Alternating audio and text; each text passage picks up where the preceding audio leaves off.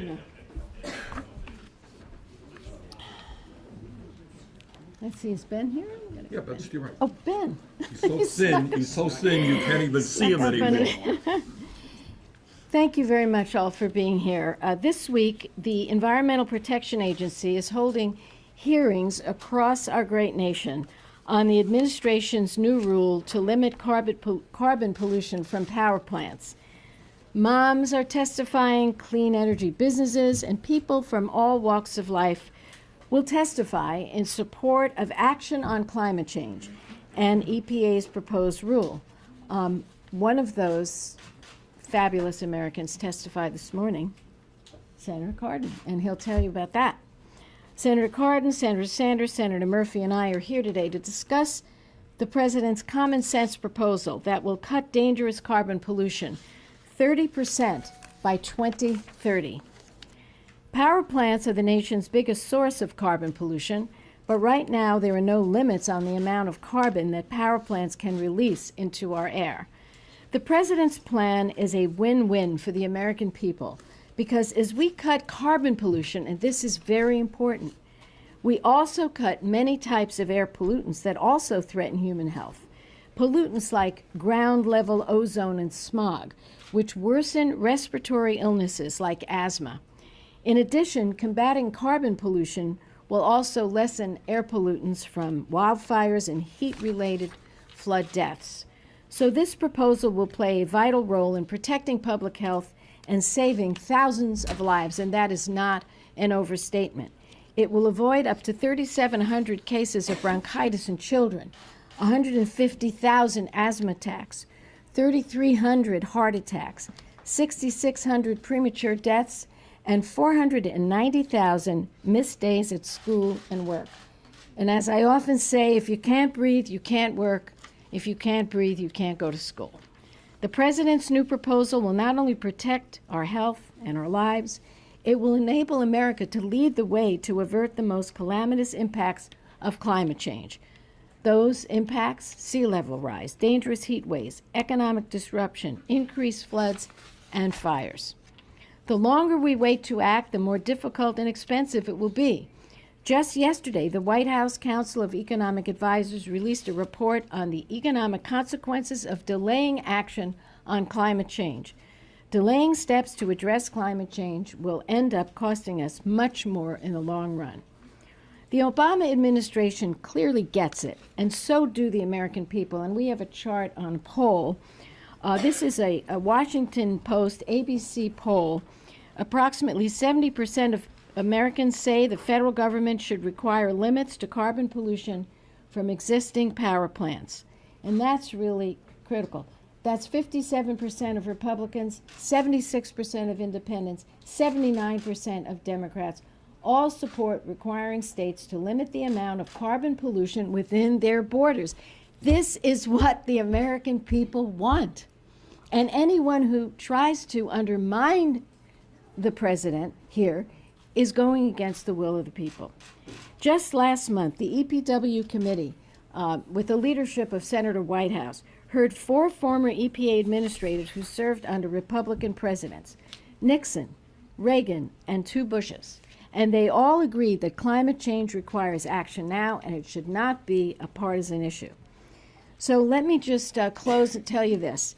Since 1970, when we passed the Clean Air Act, we've seen a 72% reduction in air pollution, while the U.S. GDP, a gross domestic product, grew by 219%. So anyone who tells you that it's a real problem for the economy just doesn't know what they're talking about.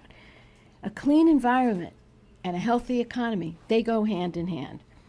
The new pollution standards will provide a boost to the economy. EPA estimates that in 2020, the standards will create 104,000 new jobs, including 17,000 new jobs building renewable energy facilities and over 78,000 in improving demand-side energy efficiency. The bottom line here is this rule is good for the economy and the environment.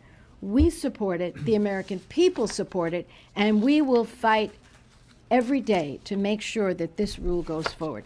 And with that, I call on Senator Cardin. And take away my box. I'll take care of that. I got it. Well, first, let me thank Senator Boxer. Her extraordinary leadership on this issue, not just as the chair of the Environment and Public Works Committee, and she's been an incredible leader on that committee, but her passion on the floor of the United States Senate and her commitment to science in dealing with this issue has been incredible. So, Senator Boxer, thank you so much, and it's good to be here with Senator Sanders and Senator Murphy, who are two leaders on this issue. So we're here together to really point out what EPA is doing. I just came from the Environmental Protection Agency's hearings that they're having, where they're getting community input. They're not just complying with the law, which they're required to do, to have opportunities for public comment, but they are adhering to the highest standards of transparency and openness in dealing with this proposed rule on carbon emissions for our power plants. And thousands of people are testifying all over the country. It's not just here in Washington. They're having hearings and opportunities throughout the country to testify. I was very pleased to testify with a person from Maryland who brought her 5-year-old to the hearing. And that was very appropriate, because this is about our children's future. It's about our children's future.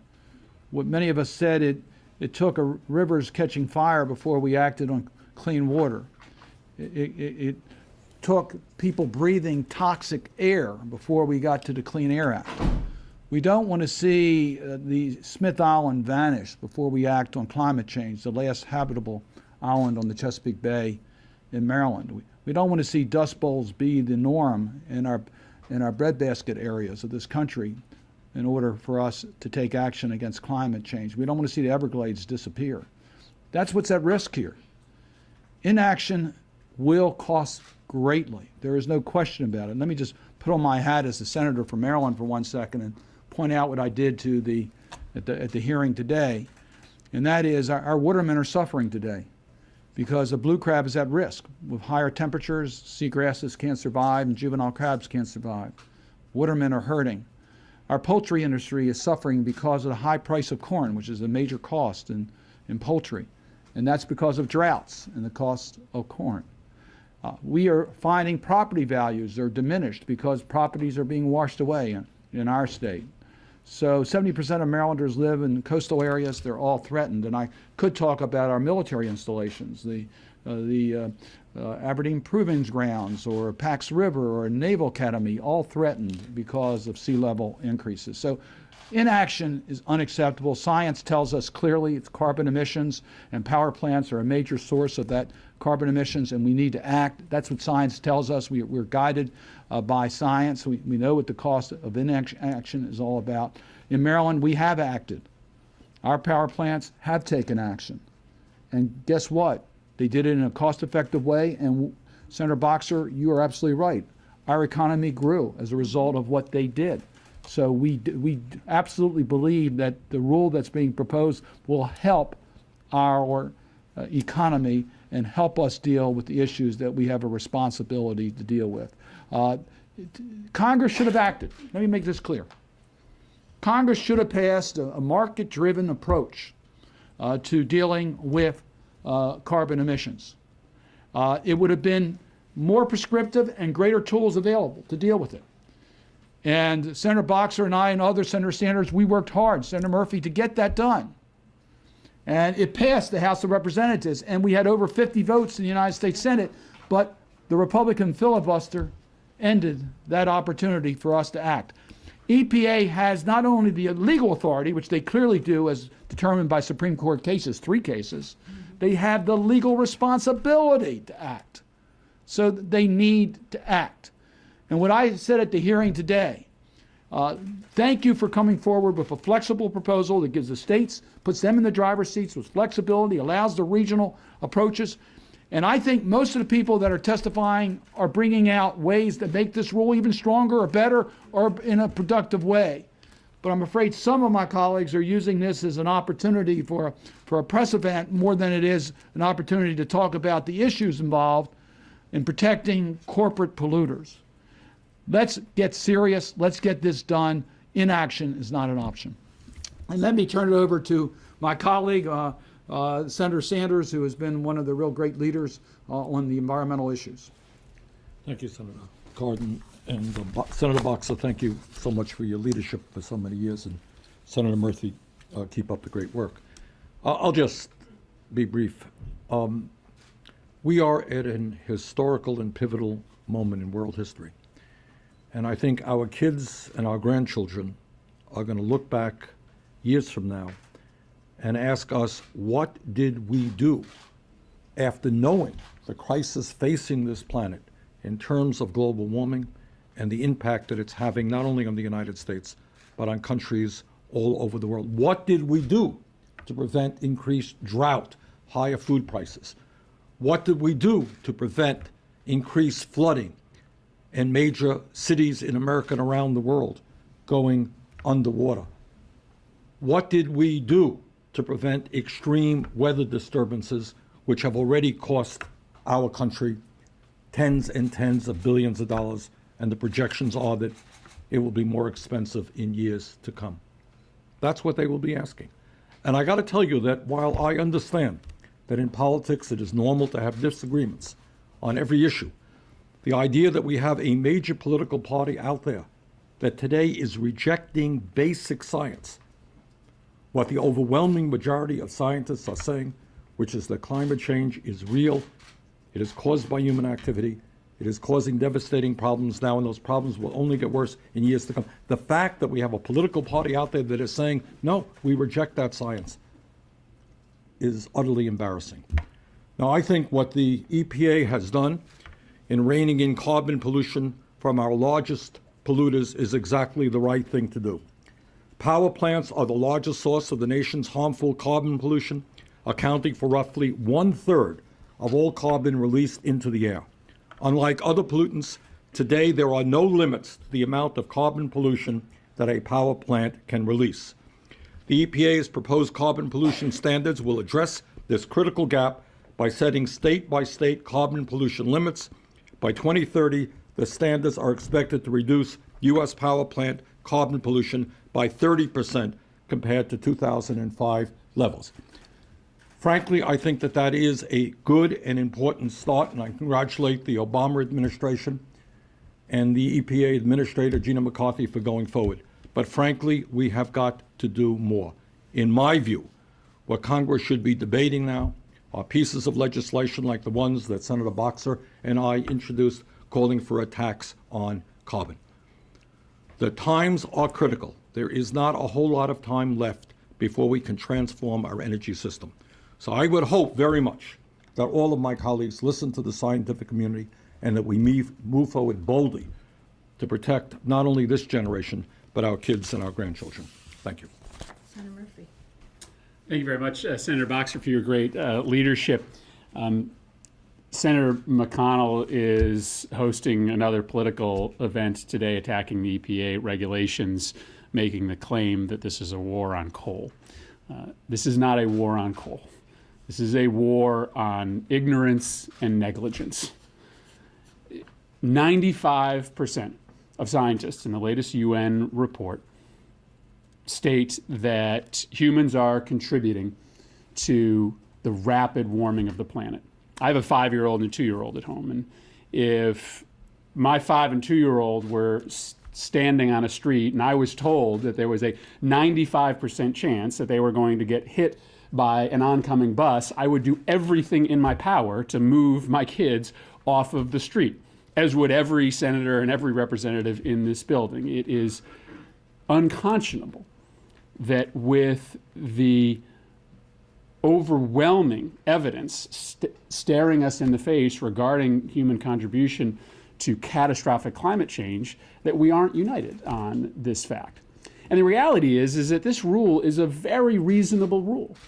There were a lot of worries from industry that it was going to be overly prescriptive, that it was going to set power plant by power plant restrictions on carbon. It hasn't done that. In fact, it's more flexible than many people could have ever imagined, allowing individual states to decide how they are best going to meet the carbon goals set out in the rule. So, for instance, the New England states, of which we are clearly one, have already set about that process. We've set up a regional carbon trading system that has been in operation for over a decade that has proven wildly successful. We've already reduced dramatically carbon emissions from our power plants and reduced electricity rates because of it, because we put the money back into energy efficiency. We've already seen the success of flexible state-based models that are at the foundation of this rule. So I'm glad to be here with my colleagues today. We are but four of a growing group of members of the Senate who meet every single week to talk about how we can best advance sensible climate change policies and best work to buttress the work of this administration. I think Senator Sanders is right. History will judge very unkindly those who testified in opposition to the rule in today's hearings. We are lucky to have the great leadership of Senator Boxer and Senator Whitehouse to make sure that the majority of the United States Senate, regardless of whether it's a filibuster-proof majority, will be on the right side of history. Thank you. We'll be glad to take questions if you have any. Yes. And tell us where you're from, just so we like. Senator. My name is Tyler Bass, and I'm from WAMU. Okay. Acknowledging this overwhelming scientific consensus that you all point to, still a recent UK poll showed that only 54% of Americans were ready to say that climate change is largely the result of human activity. So given the role of fossil fuel pollution, would the EPA power plant restrictions, or even a carbon tax, be worth any negative economic consequences, even if carbon played no role in warming global temperatures? Okay, I don't think you listened to anything we said, but I think I respect you. Could we just hold up the poll? Let's talk about a poll about what this press conference is about.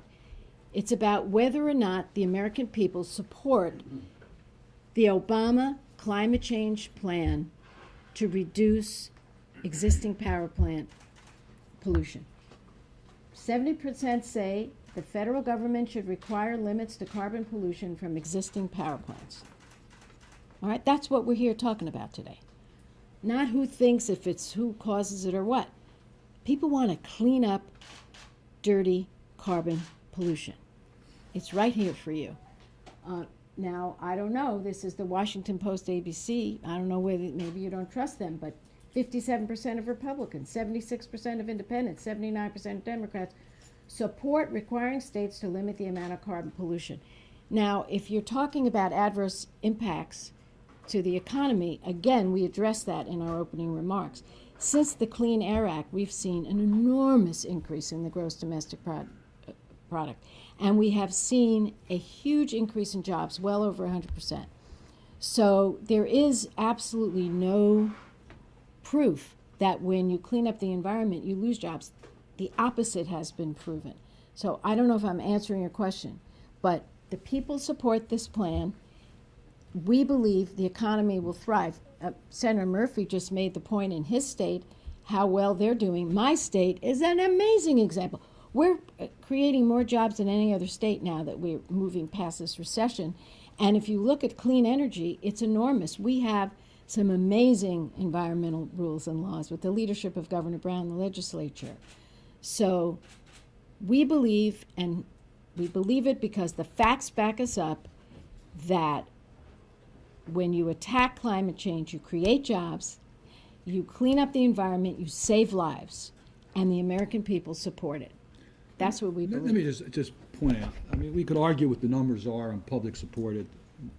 It's clear it's overwhelming, but it is over 98% of the scientific community tell us that what we're doing with carbon emissions is affecting climate. They're the experts. That's beyond dispute. I think Senator Murphy's point about the safety of our children, well, this is about the safety of our children. It really is. And 98% opinion is something that you're going to act on. So I think the American people get it. I think the overwhelming majority support this. The second point is that we have shown over and over again, when we passed the Clean Water Act and the Clean Air Act, when people said that these would be job killers, just the reverse occurred. The return on investment is incredible on public health issues. Senator Boxer talked about premature deaths. I can tell you stories about families that have paid money for children's camp and can't send their kids to camp because of asthma and issues. So we are talking about an economic plus. We have shown in Maryland by what our power plants have done, what Constellation and Exelon done, that we have created jobs, not lost jobs.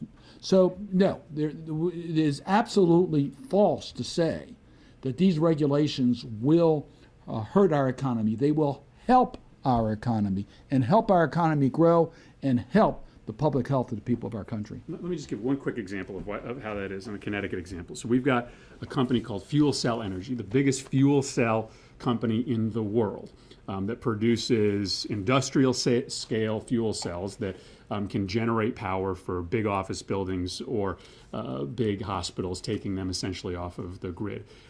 Because we have no incentive, virtually no incentive, in this country for those products to be sold into the grid in the United States. They are selling the majority of their product overseas, mostly in Korea. Korea has told them that if they continue to be the major customer for fuel cell energy, 5 years from now, Korea will require that all the jobs leave Connecticut, about 500, 600 jobs, and move overseas. So we are going to create tens, if not hundreds of thousands of jobs in this country in industries like fuel cell production by creating an incentive to move to these cleaner burning sources.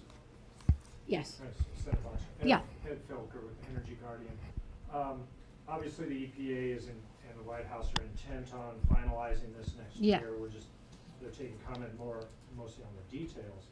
So how important will it be for Democrats to hold the White House in 2016, or if you think that doesn't happen, is this rule under threat, but for being rolled back, whether or not there's a veto-proof situation in the Well, Senate? first we have a little election in 2014. I didn't want to bypass that. So it's very important that we certainly don't have members of the Senate who put their head in the sand and deny the basic fact that I think Senator Murphy said 95% of scientists. My numbers are 97% of scientists. And we should have people in the Senate who support science. I mean, come on. I mean, it reminds me of the days of the fight over tobacco causing cancer, when 97% of the scientists said tobacco caused cancer and 3% didn't, and the tobacco companies had a ring around this Capitol and paid members to say that tobacco didn't cause cancer. So right now, the first thing we have to do is make sure we have people who believe in science and not deniers get elected to the Senate, whatever party they're in, okay? Now, number two, you're talking about how important it is to keep the White House.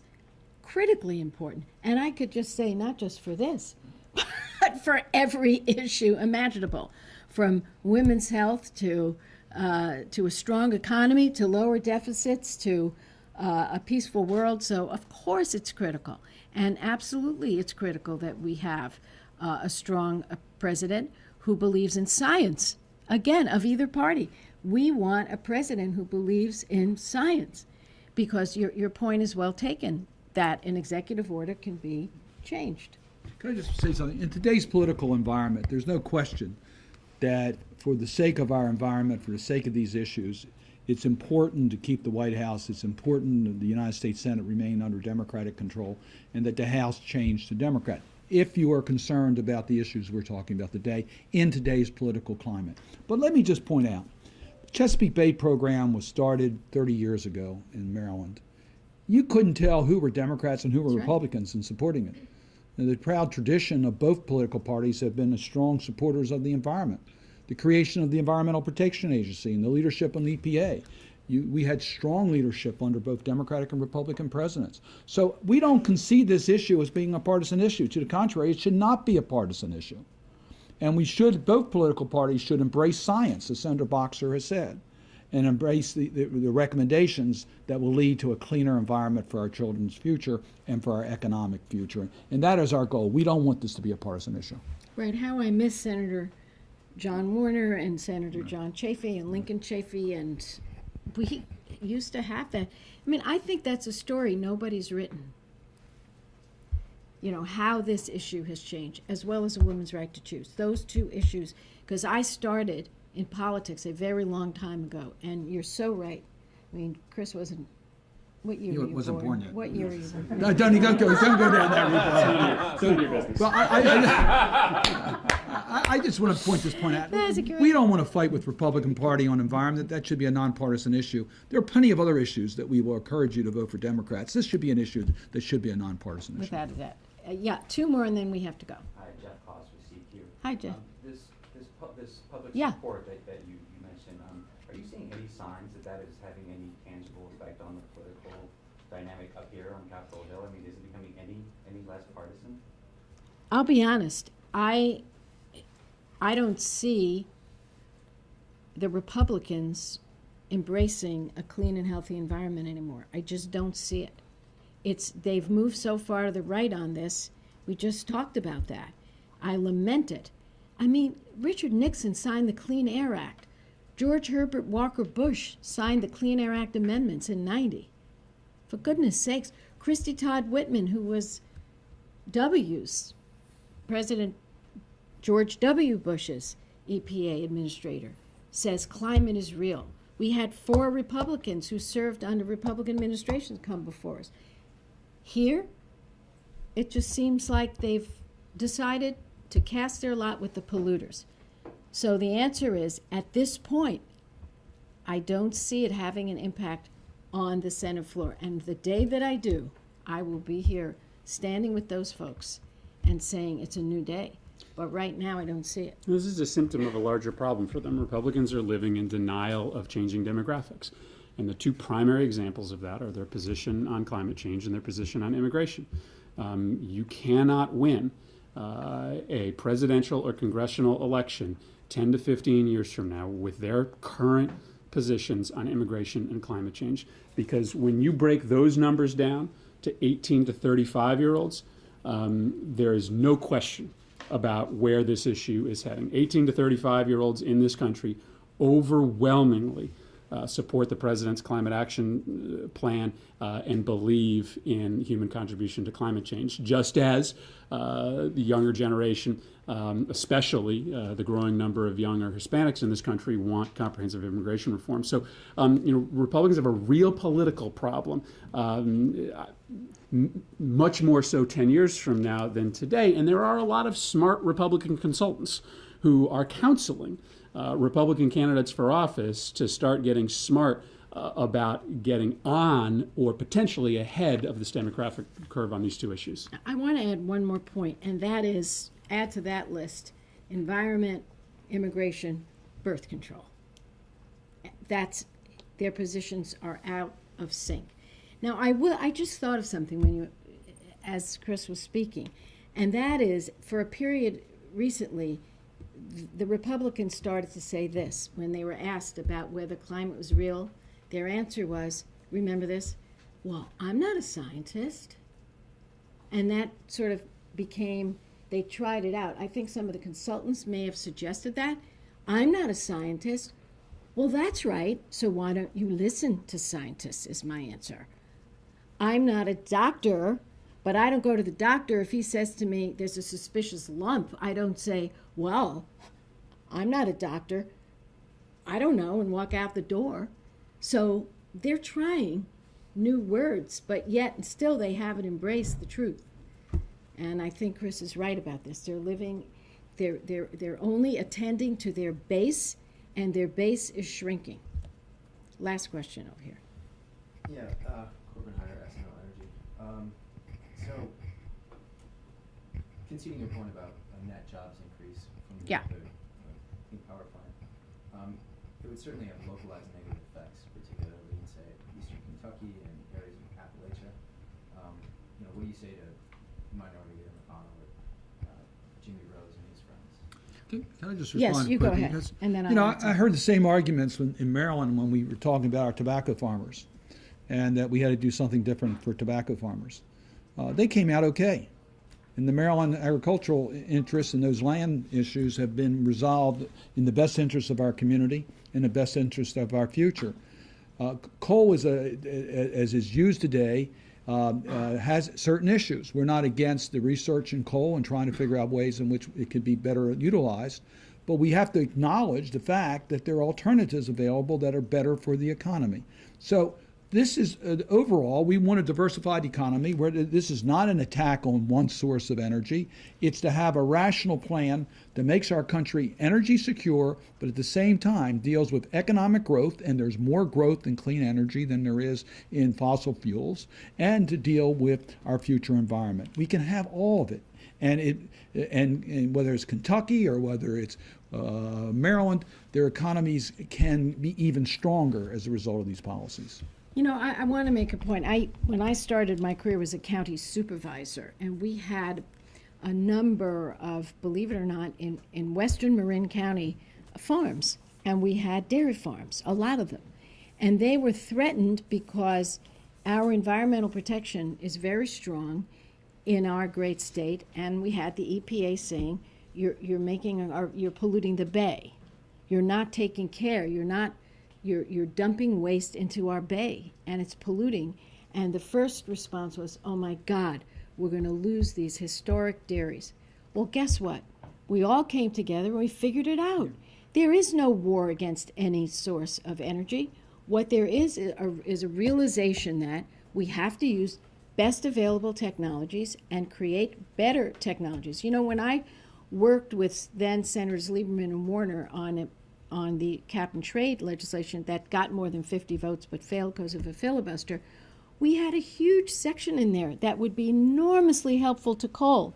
Bettina, it was billions and billions and billions of dollars that we allocated directly to coal states. So my view is Senator McConnell has a right to his view. I respect the right to his view.